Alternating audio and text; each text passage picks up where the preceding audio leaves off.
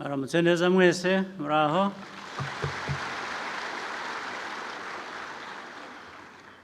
Ndizera ko mwatangiye umwaka neza kandi intego ari ukugira ngo tuzawusoze neza igihe tuzadutangira ubundi, bityo bigende bikurikirana. Bayobozi muri hano mwese b'inzego zitandukanye, harimo inzego nkuru z'igihugu cyacu, abanyarwanda bose dukurikira, inshuti z'u Rwanda, nizeye ko mwese mumeze neza, ariko kandi yagira ngo mbabwire ko nishimiye kuza kubana namwe kandi mbashimira ko mwitabiriye ubutumire bwacu.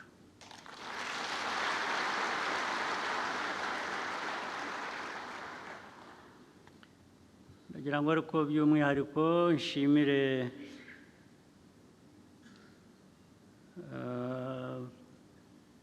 n'inshuti zacu z'igihugu zitandukanye, n'abo dukorana byinshi ndetse bivamo amajyambere y'igihugu. Ibyo ni ibihugu bitandukanye bifasha amajyambere yacu. Nagira ngo mbasuhuze, mbashimire kandi mbahe ikaze muri iki kiganiro.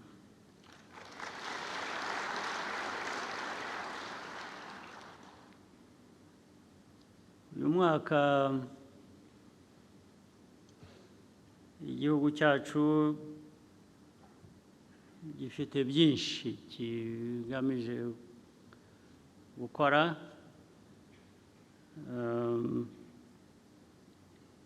ndetse niba mwibuka, uyu ni umwaka, imyaka yihuta bibi, ibaye 30 tuvuye mu icuraburindi, abacu bishwe, twabuze batagira ingano.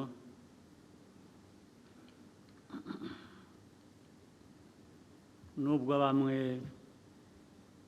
bijijisha ntibazi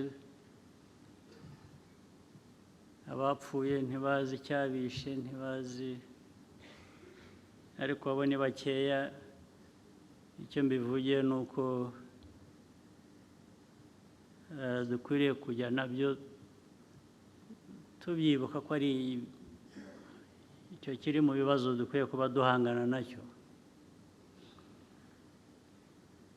Biri mu bibazo dukwiye kuba duhangana nabyo. Ubwo rero mu mikorere yacu dukwiye kuba tubishyira imbere, kuko dukora tutibuka ibyo ngibyo ushobora kugira n'ibibazo by'uko wabisubiramo.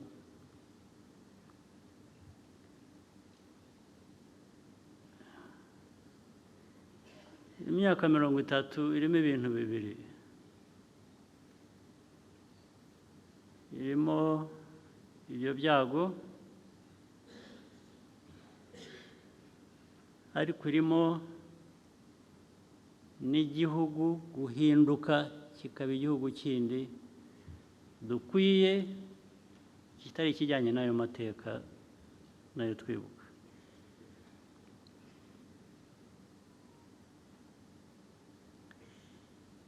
Kandi muri ibyo bigenda bihinduka, urabizi ko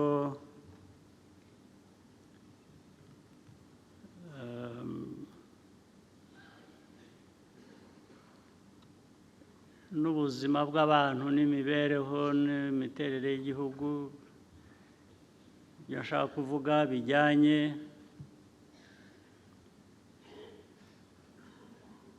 na cyo nakwita generations nazo zirahinduka. Ubu iyo urebye iyi myaka 30 wavutse muri uriya mwaka wa 94, ubu nyine yagize imyaka 30. Imyaka 30, abafite imyaka 30 bari hano muri iki cyumba cyangwa bari hanze ni benshi, ku buryo igihugu kibatezeho guhindura ubuzima bwacyo. 30 iyo myaka, ndetse n'abafite 25 bavutse nyuma, bose ubu bari mu gihugu kireba guhindura ubuzima bwacyo. Icyo bivuze ni iki rero? Abo ni ukuvuga ngo bafite uko barezwe. Barezwe mu miryango, uko banarezwe n'igihugu muri politiki. Ubwo nababaza uyu munsi, n'ejo nzababaza cyangwa babyibwira muri ubwo burere. Bumva baravanyemo iki? Bumva biteguye iki gukorera igihugu cy'u Rwanda?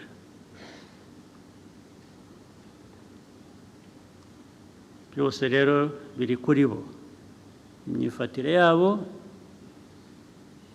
imyumvire y'inshingano bafite, no kumva ko igihugu ari bo kireba mu myaka yindi 30 iri imbere yacu. Bafite uruhare runini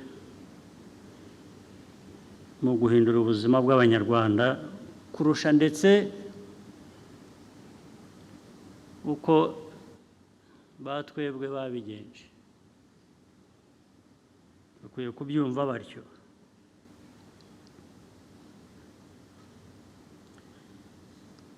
Ibigomba kurwanwa barabizi. Ibya mbere ni ibihereye ku mateka yacu.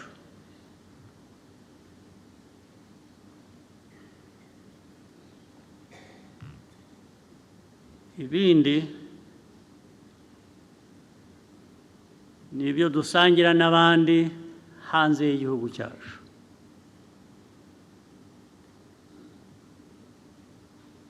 Birimo imico mibi, biba birimo politike mbi. Bagomba kubyumva kugira ngo bitatugiraho ingaruka, bikatubuza kubaka igihugu uko bikwiye. Urwo rubyiruko cyane cyane nibo mbwira.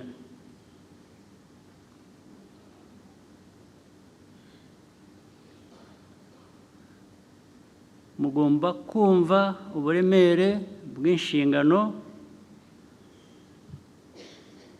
zanyu nk'abanyagihugu, nk'abantu bakwiriye kuba abantu bazima, biyubaka, bakubaka imiryango yabo, bakubaka n'igihugu. Kugira ngo rero ibyo ubisohoze neza, icya mbere, nta mpamvu n'imwe ikwiye kuba iriho to be apologetic about who you are.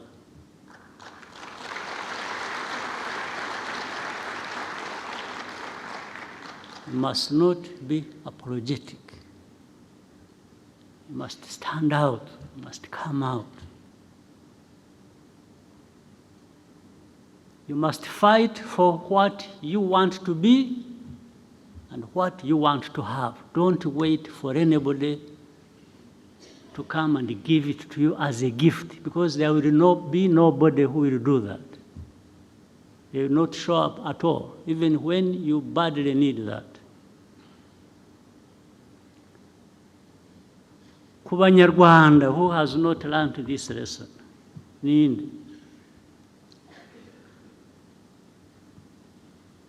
utarize isomo muri ibi ngibi, ko urwanira uharanira kuba uwo ushaka kuba cyangwa uwo uri we. Nta wundi ukwiye kuba abiguha, nta uhari. Nibyo mwirirwa biriya bindi bibashuka ni nk'ikinya. Iyo baguteye kwa muganga, iyo baguteye ikinya ngo utababara,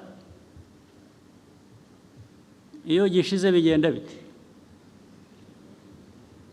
Ugaruka aho wavuye, aho wari uri. Ibi bindi byose mujya mubona, mwumva mubamo, mwirirwa muri aho babarata, namwe mukavuga muri ibitangaza, cyangwa mukiga imico yabo, bakababwira ngo ntabwo mufite values. Tugomba kubigisha values. Values? What are values?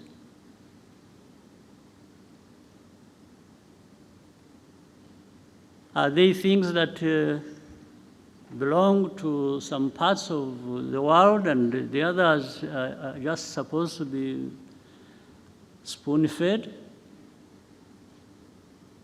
and given values to swallow or be forced down their throats?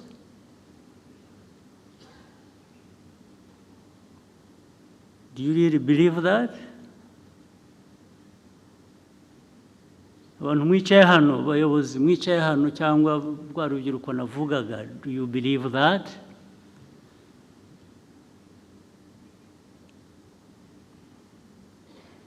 That there is that God-given right to some people to be the ones to have values and others don't have, and then these ones will perpetually teach you values? Do you believe that? So, that is one of the things that in your responsibilities, young people, generation, new generation, others to come, must understand and deal with unapologetically. Unapologetically. If you don't want to go back to where we have come from in our history,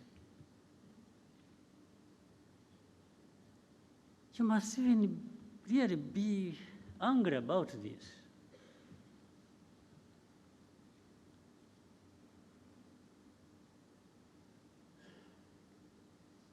When it comes to this, well, let me not take too long on this, because after all, what I'm really saying, I can only speak to you and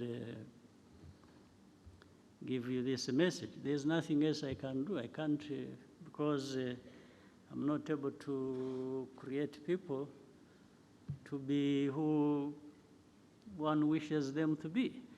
Just like those people have no power, like gods, to tell people and force people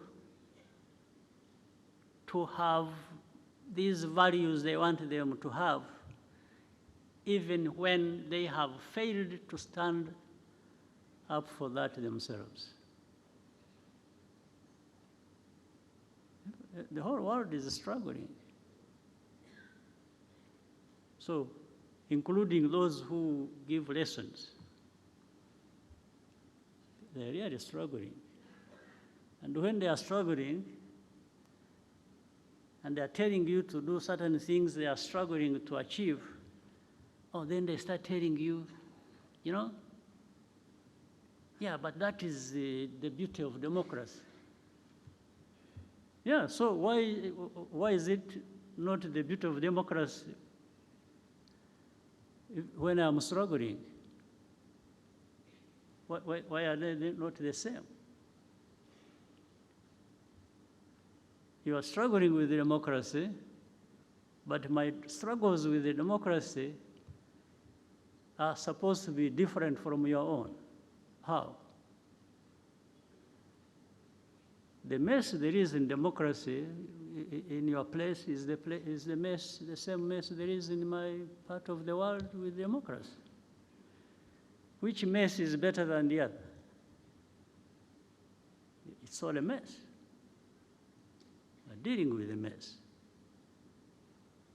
So we can only, maybe all of us on this earth, exercise whatever with a bit of humility, knowing that no one created the other.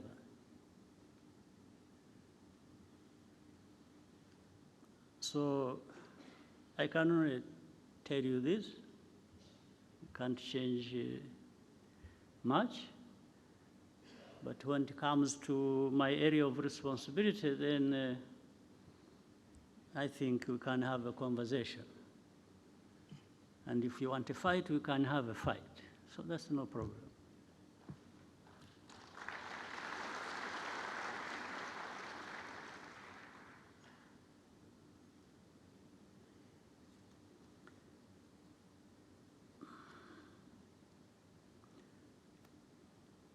Ikindi nshaka kubabwira,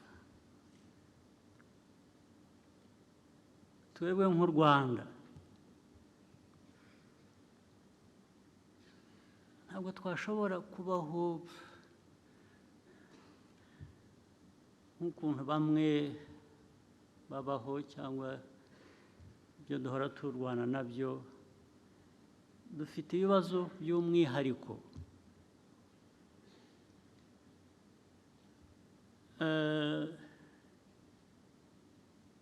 Turi agahugu gato,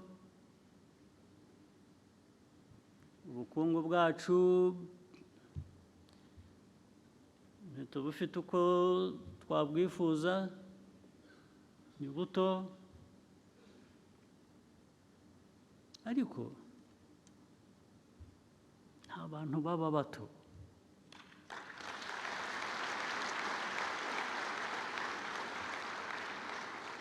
Keretse iyo ubyigize, keretse iyo ubishaka ko ari kuba. Iyo ubishatse ni kuba, iyo ubigize ni kuba. Wigize umuntu uzajya uhora asabiriza, uzajya usabiriza. Niwigira ikigoryi, uzaba ikigoryi rwose. Ariko jye ibyo mvuga n'abo mbwira, nari nzi ko u Rwanda dufite icyo dushaka kuba cyo kandi gishoboka, nk'uko no mu myaka 30 ishize byagaragaye ko abantu bashobora kuva ikuzimu, nk'uko twavuye ikuzimu tukongera tukaba abantu.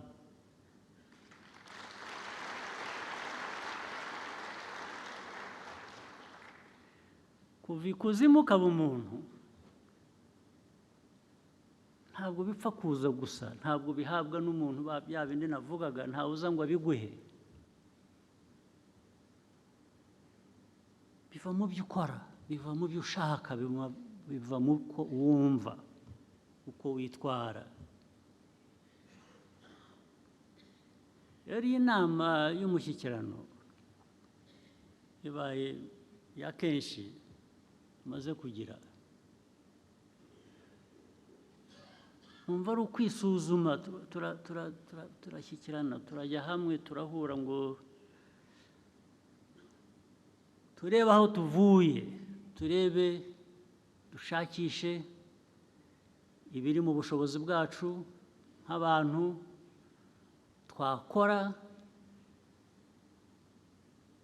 kugira ngo dukomeze tuve ikuzimu tujye ibuntu, ibuntu twihaye, twigejejeho.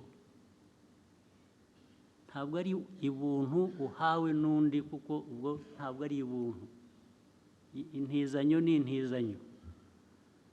Uwayiguhaye ahashakiye arayikwambura, arayitwara, ugasigarana ubusa.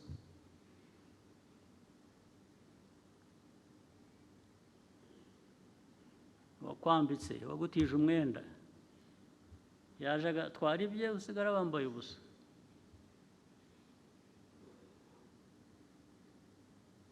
Niyo mpamvu rero twebwe nk'Abanyarwanda tutakora gusa ibintu ngo tugende twumve, tuvuge, duse nk'abatese. Abatese se mwebwe mwateta, murateta mu biki? Mufite iki mutetamo? Mwateta mu biki? Guteta k'Umunyarwanda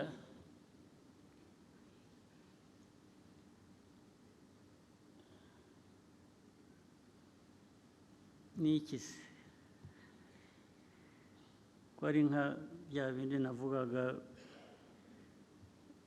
n'ushatse kuba ikigoryi abacyo. Bateta mu biki?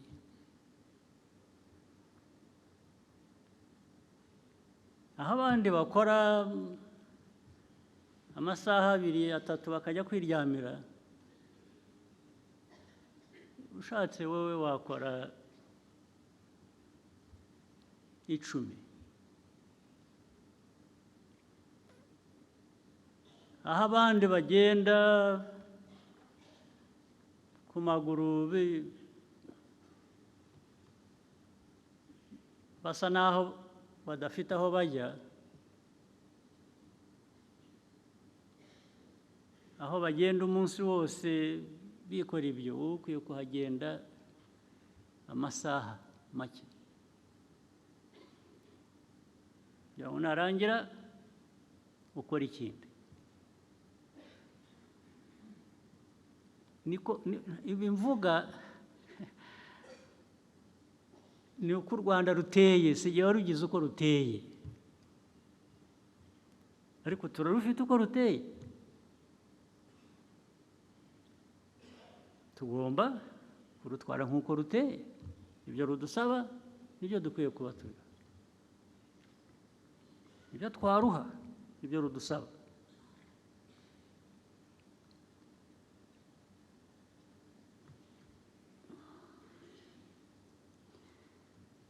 Byinshi mu ngamba, mu bibazo izo ngamba zikemura cyangwa zigamije gukemura biri buze kuvugwa na Minisitiri w'Intebe. Sindi bubitindemo, ngenda babwira ibyo nsanze mbabwira bya rusange, ntacyo ndi bubasigireyo. Ndababwira uko muri, uko mbyumva, uko muteye, hanyuma mwe muba uko mushatse kuba.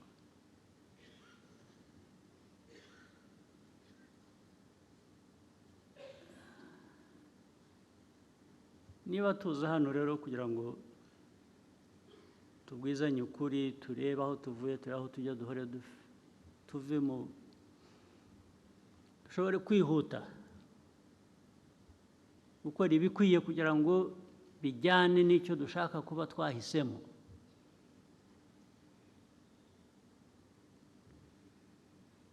umuntu ahora yisuzuma akavuga ati ariko icyo ntuzuza ni iki ngo ejo nzacyuzuze, icyo ntakora neza cyaba iki ngo niba uko nagitunganya, uko bikwiye kuba bimeze. Tuze rero gusuzuma, tureke kuvuga gusa ingamba n'imigambi dufite aho tujya, tuze kubwizanya ukuri.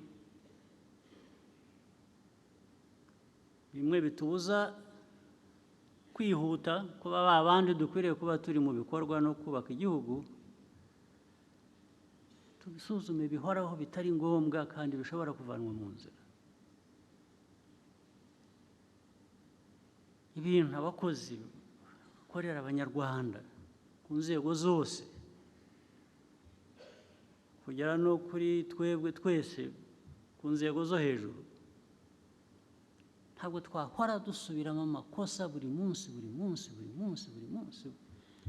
N'uwo mwavuganye ejo tukabona ko hari ibyo tutujuje twagomba gukora, kongera guhora ukongera hari ikindi nacyo, bikaba ari byo, ari bwo buryo, bikaba ariyo mikorere. Ntabwo ari byo, ntabwo ariko bikwiye kuba bimeze.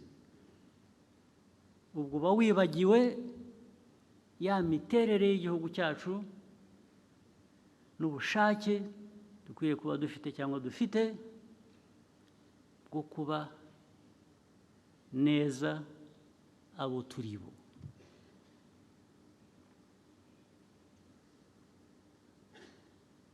Inzego zose urabaza iki, bakakubwira ariko se ibyangombwa bihari ko twavuganye ko ibikwiriye gukorwa ari ibi, habaye iki? Agatangira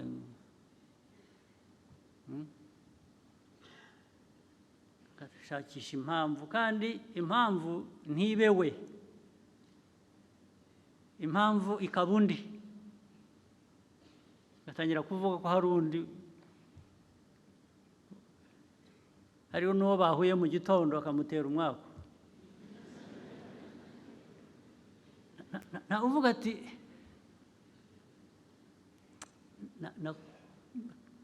nakoze ibitari byo, ntabwo nzasubira, kandi koko ngo ejo ntasubire.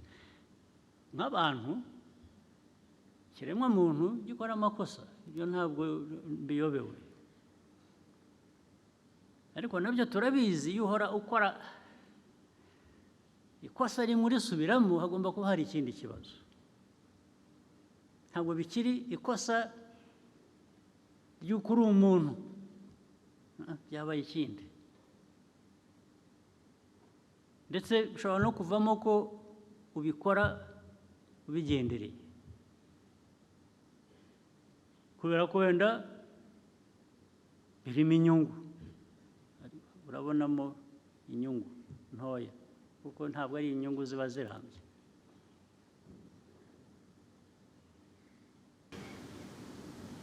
So bikaba ibyo rero abantu bakabivanga, ukica imirimo ukabyita ikosa, ariko ryari ikosa ry'inyungu wowe ku giti cyawe, ukanibagirwa ko ufite abo ukorera igihugu, abanyarwanda.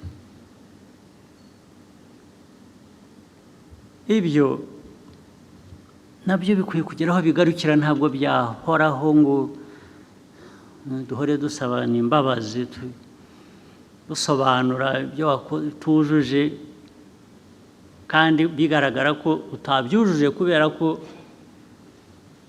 watekereje inyungu zawe kuruta inyungu z'igihugu.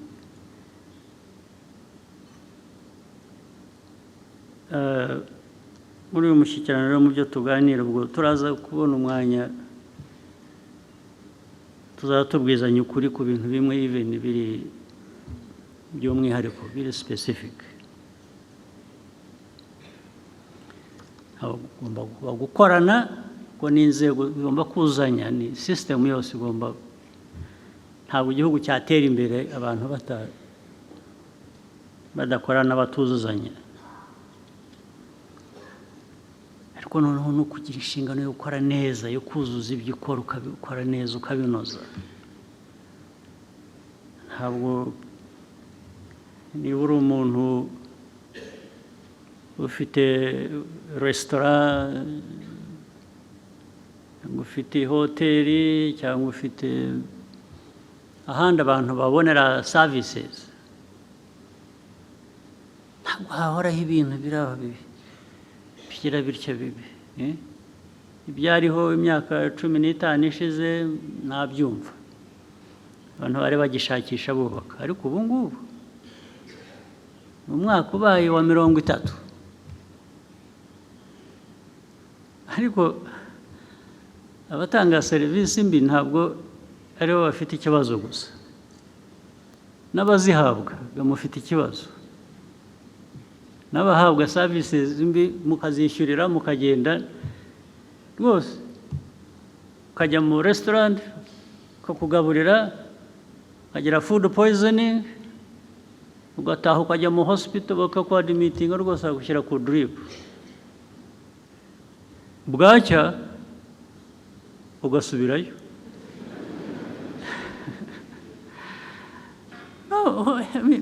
Ntabwo ari wa wundi wabiguhaye gusa ufite ikibazo, nawe uragifite. We wemera guhabwa ibitari byo ukabyishyurira, ndetse ejo ugasubirayo, ugomba kuba uri umurwayi kabisa. Ahubwo ibyo iba ari byo mwageraga kwa muganga, hagomba kuba hari ikibazo. Ariko kuki ibintu uko bishoboka, kuki bitanozwa byose? Hari utanga serivisi, kuki atatanga serivisi neza? Ikiba kibuze ni iki? Umutima gusa. Muri wowe ntabwo wahindura, ntabwo wahindura uko umeze, birakunanira. Kubera iki? Ari wowe ugenda gusa bakaguha ibyo baguhaye ukagenda, nawe ufite ikibazo, wowe kuki utabaza umuntu utari ku ibi ni iki? Dukorera iki ibintu bimeze bityo? Ndetse ukabivanamo urubanza. Kuki ibyo tuvuga bidushaka kuba icyo kitarimo cyangwa kitagaragara ko gikorwa? Ukubera iki? Kuki mwabyemera mukabana nabyo, mukicarana nabyo, ntihagire igihinduka? Ukubera iki? Ibyo rero ndizera ko nabyo kuko kandi nk'igihugu turakeneye byinshi, turashaka gukora byinshi, turashaka gukora ibintu bituma Abanyarwanda bishimira ibyo bahabwa, ibyo bakorera, ibyo bishyurira, ndetse kandi binahenze rimwe na rimwe. Ariko turanashaka ko tuba igihugu kizana amahanga kaza hano, kuko niho hava ubukungu uzamura kuri bimwe tudafite dukeneye. Wese abantu bazakugana bakuziho utuntu turi aho tudasobanutse, bazakugana bate? Ko isi isigaye ari nini, abantu bajya ahandi akaba ariho babikura, wowe bakakwihorera. Nibyo mushaka? Izo ntego ntabwo ari zimwe rero. Ntabwo waba ushaka bakugana kugira ngo bifashe ubukungu bwawe, ariko nujya mu bikorwa ntibibe byiza, ntibinoge. Ubu ni ukuvuga ngo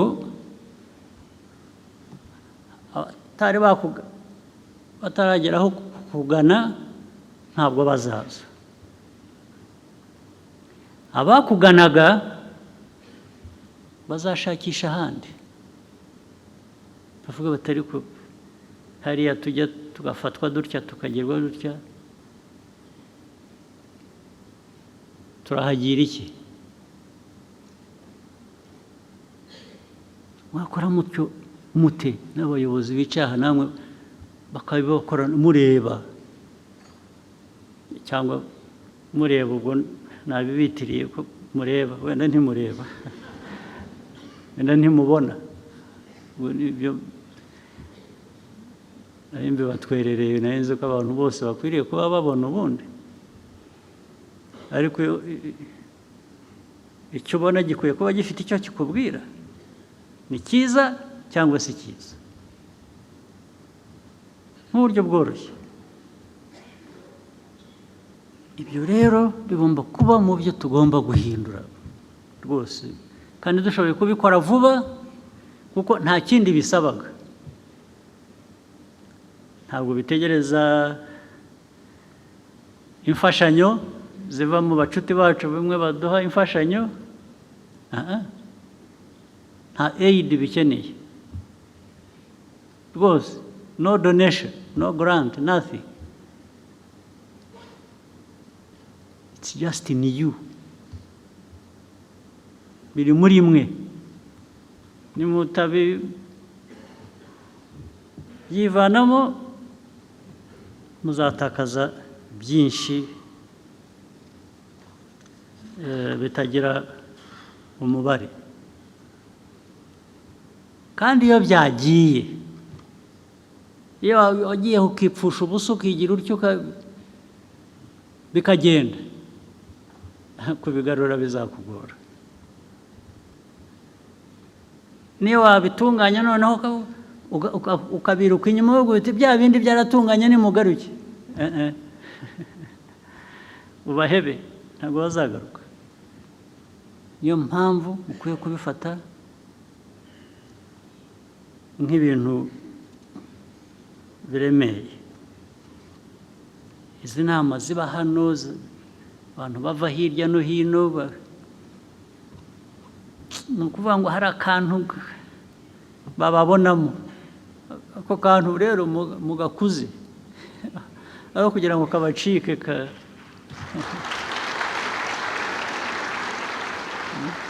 katabacika hatangiye kugaragara akantu nimudashyiramo imbaraga ngo niba kara urumuri rutoya rugira rutya rugeraho rungana kuriya murareba ariya atari uko ryase kakaguma gahunyeza bihunyeza mubiveho mugaragaze nibe bya bindi nanavugaga bihera kuba unapologetic of being who you are of doing what is right and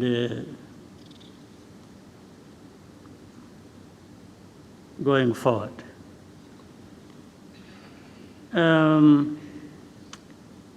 Kangerageze mpinire ku bindi bikeya nshaka kuvuga ibijyanye n'umutekano.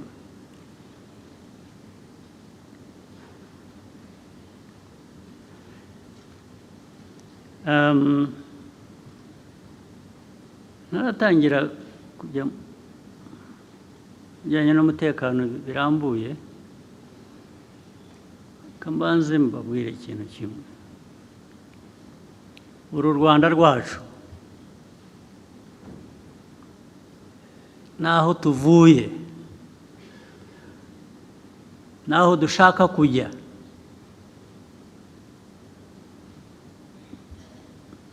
mbere na mbere kwiye kuba bishingiye mu banyarwanda mu Rwanda mu mitima yacu kugira ngo bigereho ntabwo ukora ibintu aha mu Rwanda abanyarwanda ntabwo mucumbitse ni iwanyu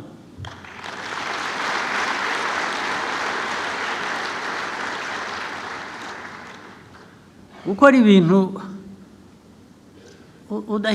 udakoze ibirenge hasi uvuga uti ejo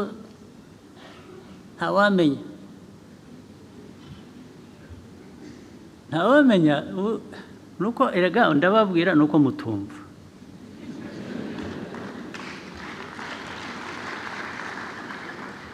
ntawamenya se ahandi uzamenya ni he ahandi uzajya ntuvuge ngo ntawamenya ni he ko nabonye basigaye babahambiriza bakabatugarurira hano basigaye bahambiriza abantu bakabasubiza aho bavuye namwe rero mwirwe mugera mutya narabibabwira ngo isi ukuntu iteye igenda ihinduka hari uwavuye aho yiruka u Rwanda ni rubi abantu ntawe usinzira ntawe ugira ati aragenda barahunga bajya hanze hariya ndetse mu bihugu bikize baramugaburira bamuha kuko nta n'akazi yakoraga ubu ngubu aho nabibabwiye muri 17 2017 nabibabwiye muzakurikirana ibintu nababwiye muri uwo mwaka ndababwira bose birirwa bazabahambiriza babagarure hari abo twebwe tunagarura ariko ibyo ntabwo ndi bubitindeho ariko barabarambiwe bafite ibibazo byabo nabo bimaze kubarenga usibye ko n'ubundi iyo uriye baguha ubusa ugasakuza ukirirwa uvuga aho wavuye ibyo ukwezi kwashira ukajya gufata iposha ukajya gufata ibyo bakugaburira kubera ko wavuze u Rwanda nabi gusa naranababajije mumbwire uwavuye aha avuga ibyo yavugaga ibyo byose kandi kenshi binagaragara ko atari ukuri ko byose bigaragara ariko wabigiriyemo amahirwe ni mumbwire umwe gusa wanyu ninde umwe sinsabye benshi muri 500 bagiye bavuza induru babeshya muri bo umwe wagize amahirwe baba ngo nibura we yavanyemo iki ninde muzamumbwira n'ubu ntimuramumbwira mumushakisha ariko bamwe bari ba professeur baratwara amakamyo ariko na hano hari amakamyo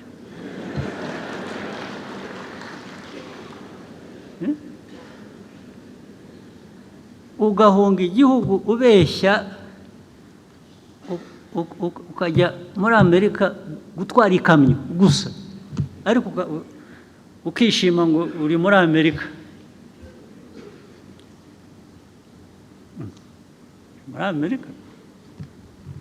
urishimye ko yaguhaye ikamyo yo gutwara itari yawe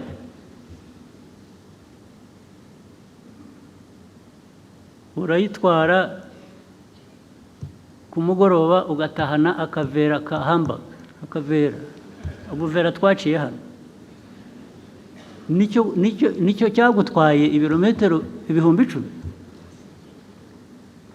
really so abanyarwanda ni mutaba abantu biha ka gaciro muzabaga abandi bakasubira mu by'amoko twarenze twasize inyuma byatuhekuye bakabisubiramo ubu noneho bisigaye bifite mu karere ababishyigikiye hano muzi ko dufite hafi 100 y'abanyekongo nk'impunzi hano 100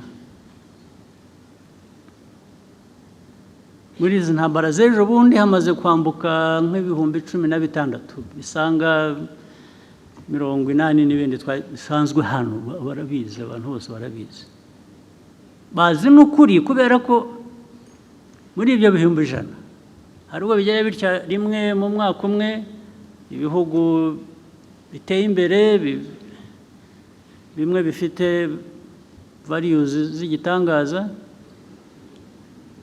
bakaza bagakuramo nk'imiryango itanu mu bihumbi 100 bakayitwara. Ubwo bakemuye ikibazo. Imiryango cyangwa abantu 5 bakabatwara bakajya kuba aho baba iwabo. Mu bihumbi 100 uvanyemo 5 cyangwa imiryango 5, ubwo wakemuye ikibazo.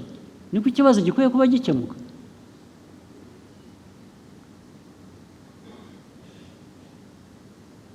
Now, mu karere rero urabizi hate speech mwirirwa zigamije iki? Hate speech, what place should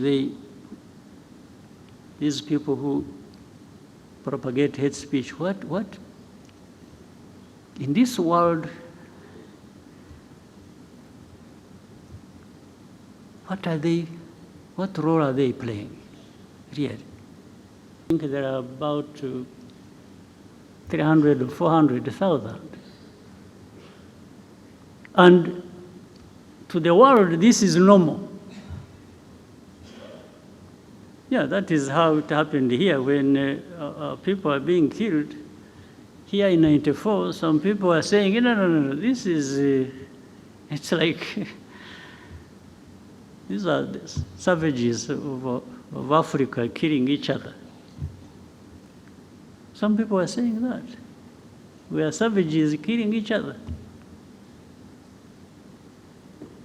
So it doesn't need to be treated as urgent. So even having 100,000 refugees and others crossing, every day there are people crossing, by the way, from Eastern Congo to Rwanda. This is normal. If they have to talk about any people at all, it is maybe displaced. Displaced, yeah, they can talk about, meaning those who are still in Eastern Congo, but displaced, maybe there is sympathy for those, a little bit. Those who are being forced, by the way, forced to cross the border and come here as refugees, to create a situation that in the end will find justification and may be accepted that actually those people should live there. It's like these are Rwandans who have returned home. So let them stay there. So in the end, they create some fact that we should contend with and accept. Really? Well, if it wasn't for that we act reasonably, that we respect norms, international norms and laws and everything, and painfully accept this mess that is being created and hopefully waiting for some of those powerful people to address this matter. Maybe it would be right to actually create a situation where we push them back and those responsible should protect them.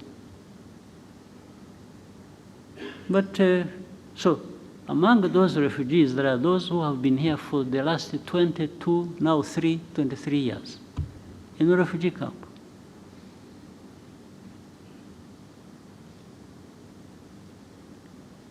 Those are like the years I spent in a refugee camp myself. So I know what it means. Myself, I spent those same years in a refugee camp.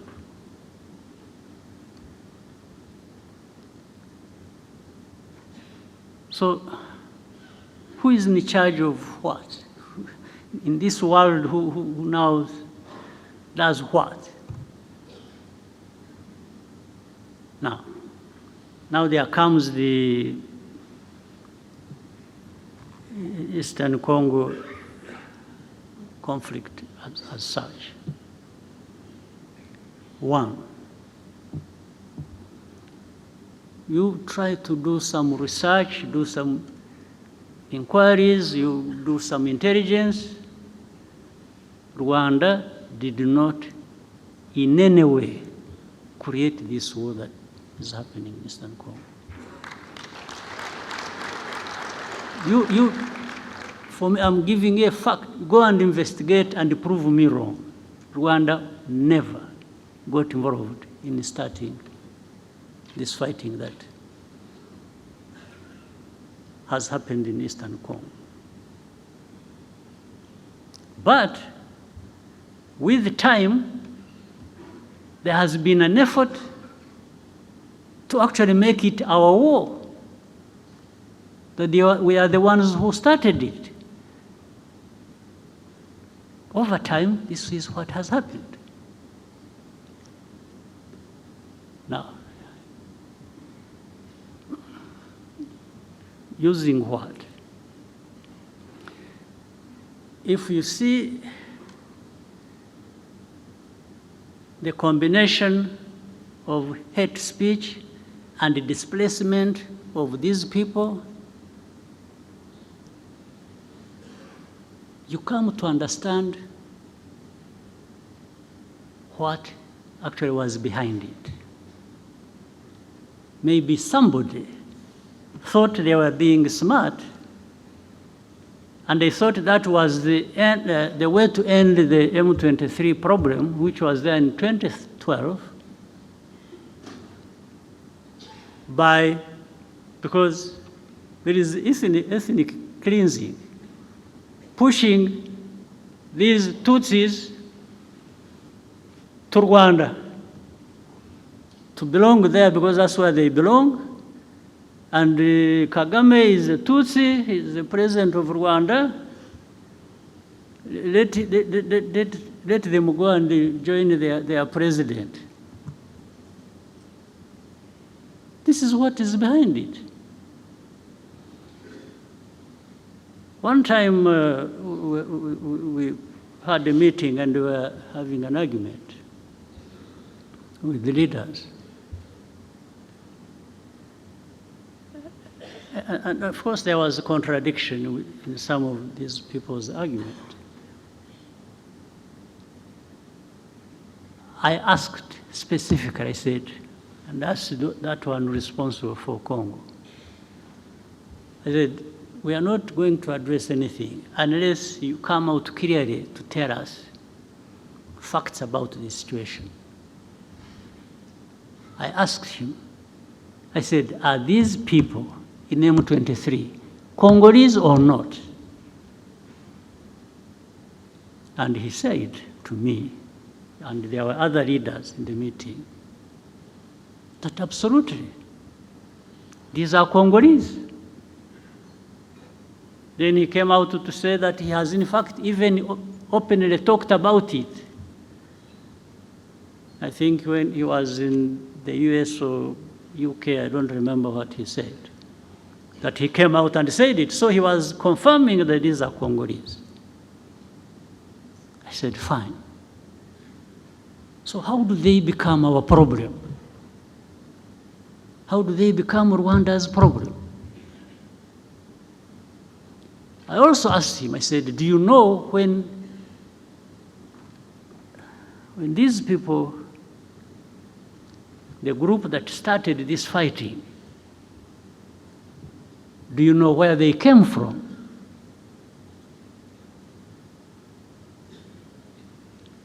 In fact, before he answered, the president of the country where they came from is the one who said it. He said, yeah, no, actually they came from, this man refused to solve their problems, and they decided to cross the border and go back where they belong. So then I asked him again, I said, so how do you keep associating Rwanda with this problem? I even asked him, I said, why did you the other day bomb our territory? Because they had been sharing with artillery, heavy artillery across the border onto our territory in Kinigi. There are people here who know it. I said, why? What are you doing? What do you want? And he just said, no, but this, they should go back. I said, go back where? Those who came here, they were about between 500 and 600 when they ran away on 2013. There are those who crossed and came here, about between 500 and 600 fighters with their arms. What we did, we put them in a camp in what is this, former Kibungo, Ngoma areas. That's why I put them as refugees. And we removed the arms, actually handed back the arms to government in Kinshasa. This they know, they can't even deny.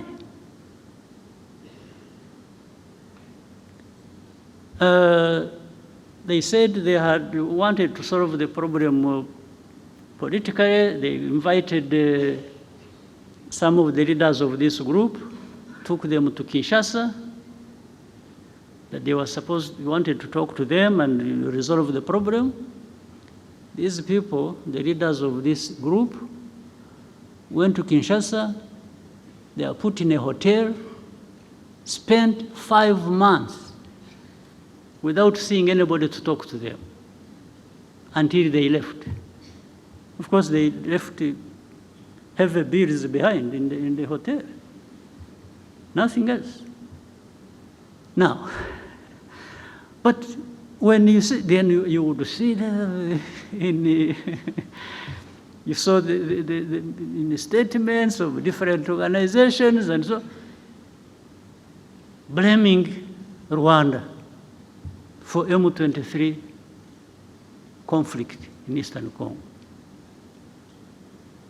I cannot tell you the reasons exactly why that would be happening. Now, but I would ask people so.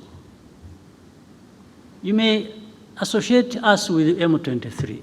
You may blame us for everything, M23. What do you say about FDLR that is in Eastern Congo for the last 30 years, more or less? I thought even the forces, the UN forces that were put in Eastern Congo or in Congo were put there to actually address this problem and maybe other problems, but this one was the main one. But you've been there for decades. It has been so costly, but the problem is still there. And then some of them tried. The government said, no, they are not there, we don't have FDLR, and then we would give them names, but these are the leaders, 1, 2, so and so and so and so and so, they are in this location. In fact, I one time told the president of DRC, no. I said, you don't know that these people are there in this place, that place, and they've been even manning roadblocks and they collect taxes. He says, so he remembered. he remembered that has been happening. So I said, so what are we talking about? You have FDLR who have taken over territories in Eastern Congo and are collecting taxes, And you are telling me they are not there?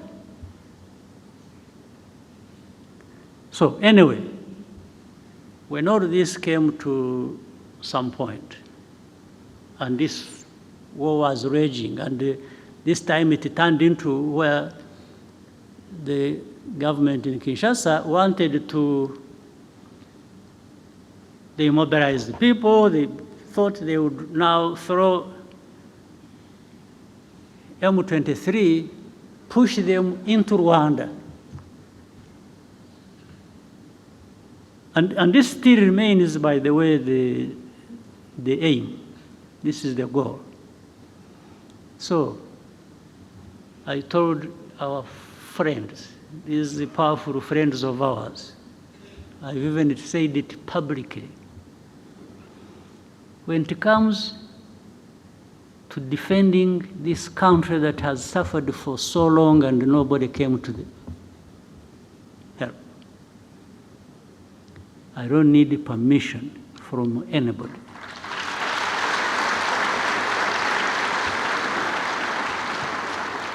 To do what we have to do to protect ourselves. I will say it in broad daylight. I have said it to those who matter in this problem. And that's what is going to happen. You go home, sleep, don't do anything.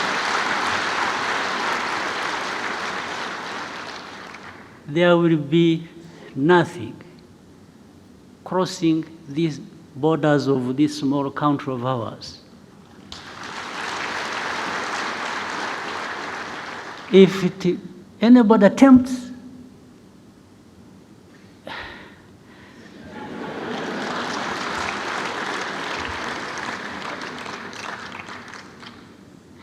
so ntimugatinye ibitumbaraye.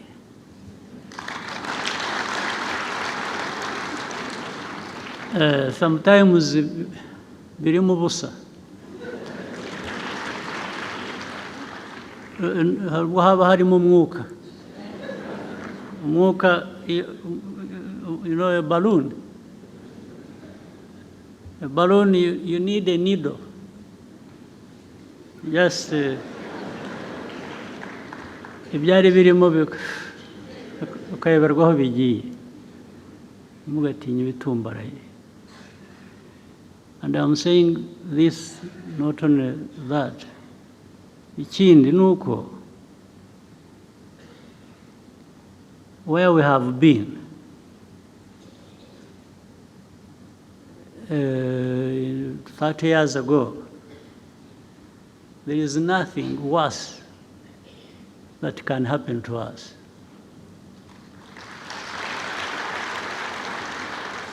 Also,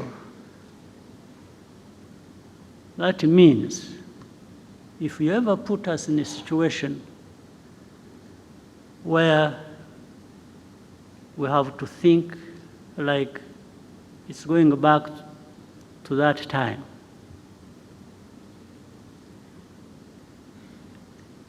then we have nothing to lose. We will fight like people have nothing to lose.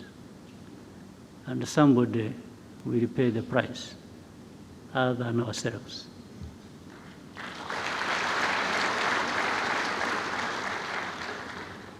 You have seen, I have not answered these insults that are coming from the south, from the west. Those ones don't kill. So I cannot go, that's not us. But they learn something with time. They learn something that they made a big mistake. Absolutely, a big mistake. That's why I was telling the young people, happily who seem to be like in those years when we were still young, I've seen our young people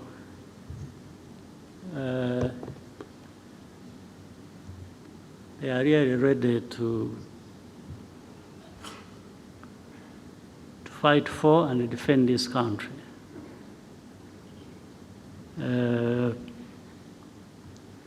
But we don't provoke any situation. We don't, in fact, we've even refused to be provoked. We are provoked and we ignore it for as long as it hasn't crossed a certain line. But the rest, these are just words, people talking and here and there, blaming us for everything and making us carry our own burden, but also other people's burden. No, we carry our own burden. We know our burden we have to carry, but making me carry somebody else's burden is going to be a problem. It's really going to be a problem. It won't happen.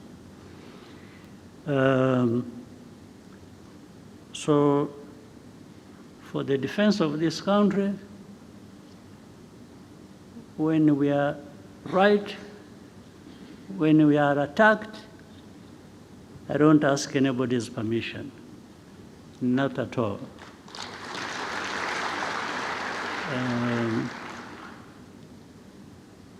So the country is safe, is secure, and will always be.